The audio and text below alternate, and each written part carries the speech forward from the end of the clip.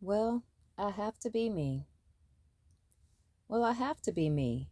Who else can you be? Who were you trying to be? What steps did you take to be someone else? Let's start with who else can you be? That is an interesting question. Who else could I be? Just a few people that I can think of immediately would be my dad, my mom, my sisters, and close family members. I could never really be any of those people, but when that is your point of reference, you want to emulate what is displayed in front of you. We all know that you cannot be someone else. You can only be you because everyone else is already taken. So, why was I trying to be someone else? Well, because I wasn't sure who I was. When you are growing and developing, you are learning new things along the way. You haven't made the decision yet of what is to stick and what is to go. Did I really think I could be someone else? No, but I could try to do things like they did. I could try to sound like they did, but I would not successfully be them. Time travel with me.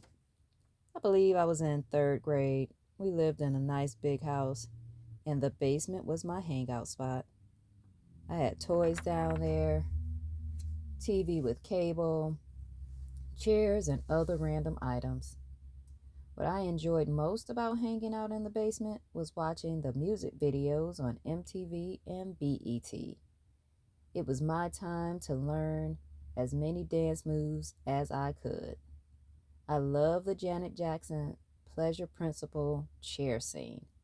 I could remember every day rushing home to do my homework, hoping that I would, hoping that they would play that video.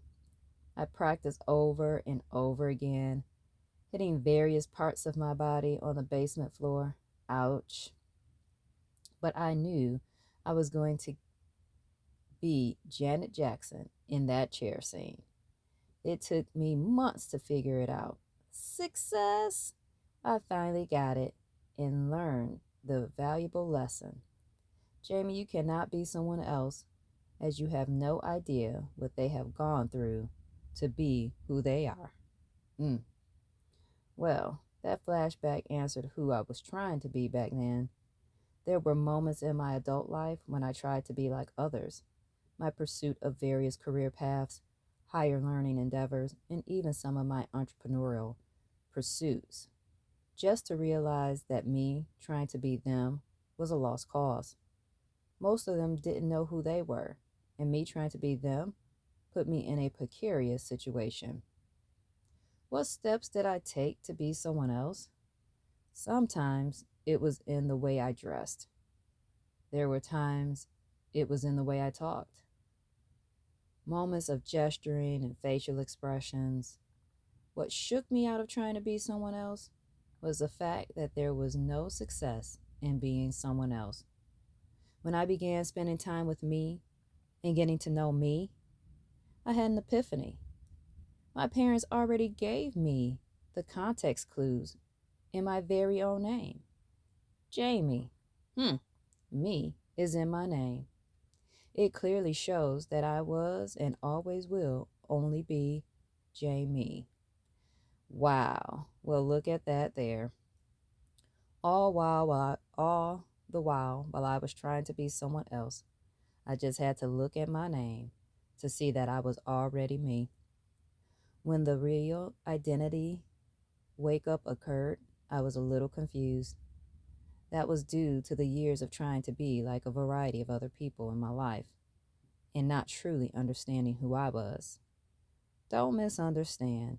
I appreciate the teachings provided over the years, but they were not meant to make me into someone else. The teachings and experiences were there to help me develop into who I was meant to be. The journey to who you are will be met with life experiences and moments in time that shape your thought processes.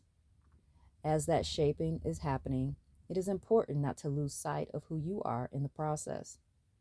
Knowing who you are and who you want to be will help you not suffer from an identity crisis. It can be difficult at times to know who you are if you are not spending enough time with you. The internal work of you is more important than you realize. The internal work of you is what shows up externally in your interactions. If you only work on the external and not the internal, this will cause the feelings of trying to be someone else. Being you is the best thing you can be. Yes, learn from others to gain knowledge and wisdom. Yet, what you are learning is to be used to build you and not change you into someone else. We all were uniquely created as ourselves. Being the best you can be is what people are attracted to. When you are your best self, you flow differently, you communicate differently, you give and receive differently, and you are free. Free to be the whole you, nothing but you. You are who you want to be in this world and can operate unapologetically. The freedom afforded to you for being you is very rewarding. The journey of accepting me, all of me, the good, bad, and indifferent, was indeed a journey worth traveling. I am just now fully experiencing the freedom to be all of me with all of my flaws. Every good and poor decision made, every life change that has occurred and others that will occur, every relationship of old and new, everything that has built this cornucopia of being all that is Jamie. The me that celebrates who we are. The me who builds, encourages, and edifies herself daily. The me who is free to sing and dance to the joy that is in my heart. The me that decided to start an audio blog to share my what seemed to be randomness to some and fruitful information to others. The me that has taken a chance on herself and not limiting her possibilities. I have to be me because I am all that I can be. I was not created to be anyone else. I was not created to change my talents, abilities, gifts, and skills to be someone else. I was created to be Jamie, imperfect, a continuous work in progress, and striving to be the best me I can be.